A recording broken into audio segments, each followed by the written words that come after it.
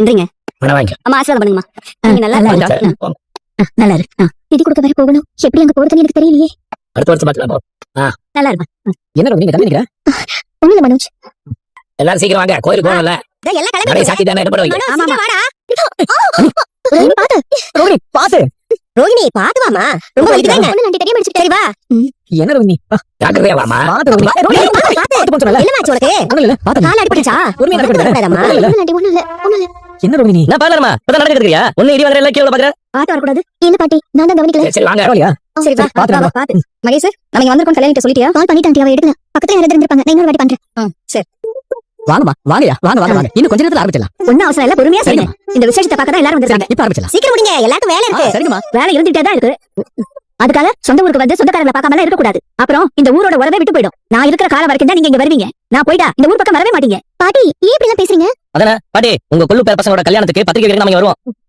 உங்க ஆசீர்வாதத்தோட தான் எல்லாமே நடக்கும். எப்பவுமே நீங்க எங்க கூட மாட்டீங்க. டேய், எப்பவும் நாம எல்லாரும் கூட இருக்க முடியாதுடா. அவங்களுக்கு நேரம் வந்தா போயிட்டே இருக்க வேண்டியதான். நீங்க எதுவும் தேவையில்லாம யோசிக்காதீங்க. நாங்க இங்க வராமலாம் இருக்க மாட்டோம். உங்களுக்கு எல்லாம் குழந்தை குட்டி நாய் போச்சுன்னா அப்புறம் நானும் விஜயாவும் இங்க தான் வந்திருக்க போறோம். யாரு உன் பொண்டாட்டி இங்க வந்து இருப்பாளா? இங்க இருந்திடவே கூடாதுன்னு தானே உன்னை கூட்டிட்டு போனா? எத்தனை நாளைக்கு?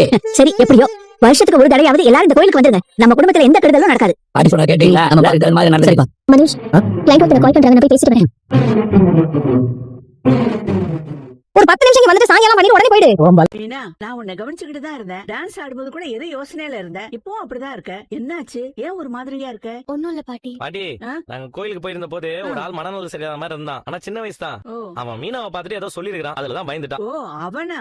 யாரு பாட்டி அது? அவன் ஏதோ சித்தம் போக்கு சிவம் போக்குன்னு பேசிட்டு போயிட்டு இருப்பான்டா. அவன் யாருன்னே தெரியல. 2 மாசத்துக்கு முன்னாடி தான் இந்த ஊருக்கு வந்தான். ஓ, அப்ப நம்ம ஊர்லயா? பக்கத்து ஊராளா? தெரியலடா. அவன் கோயில்லயே படுத்திருப்பான், கோயில்லயே சாப்பிடுவான். யாராவது சாப்பிட கொடுத்தா கூட அவனுக்கு பிடிச்சிருந்தாதான் வாங்கிப்பான், இல்லன்னா வாங்க மாட்டான். யாருக்கிட்டையும் பேசவும் மாட்டான். பாட்டி, நான் ஒண்ணு கேட்டா அவன் ஒண்ணு சொல்லிட்டு போறான் பாட்டி. ஒண்ணுமே புரியல. அவன் அப்படிதான். எதுக்கு இப்படி சொல்லிட்டு இருக்காரு? அவனுக்கு தான் மென்டல் ப்ராப்ளம் இருக்குன்னு பார்த்தாலே தெரியுதுல்ல. அவன் சொல்றதுக்கெல்லாம் எதுக்கு ரீசன் வேணும்? ஆமா, என்ன பார்த்து எதுக்கு சிரிச்சான்? உன் முகத்தை பார்த்தானே சிரிப்பு வந்திருக்கும். டேய், அப்ப எதுக்கு அப்பா பார்த்து அழுதா? அந்த மாதிரி ஒரு பிள்ளை பெத்துட்டாரே நினைச்சு அழுதுருப்பான்டா. இவரை பார்த்தா வெறும் மனநல சரியில்லாதவர் மாதிரி தெரியல. விட்டு இருந்தா நானாவது அவனை அடிச்சு விரட்டி இருப்பேன். நடுவுல முத்து வந்து கெடுத்துட்டான். ஆமா, பையன் உன்னை பார்த்து முறைச்சான். என்ன கேட்டா எனக்கு என்ன தெரியும்? பேசாம போய் படுப்போ. மகேஷ், நீங்க வந்திருக்கோம் கல்யாணிட்ட சொல்லிட்டியா? கால் பண்ணிட்டு ஆண்டி அவ எடுக்கல. பக்கத்துல யாராவது இருந்திருப்பாங்க. நான் இன்னொரு வாட்டி பண்றேன். வருஷத்துக்கு ஒரு தடவையாவது எல்லாரும் இந்த கோயிலுக்கு வந்துருங்க. நம்ம குடும்பத்துல எந்த கெடுதலும் நடக்காது. பாட்டி சொன்னா கேட்டீங்களா?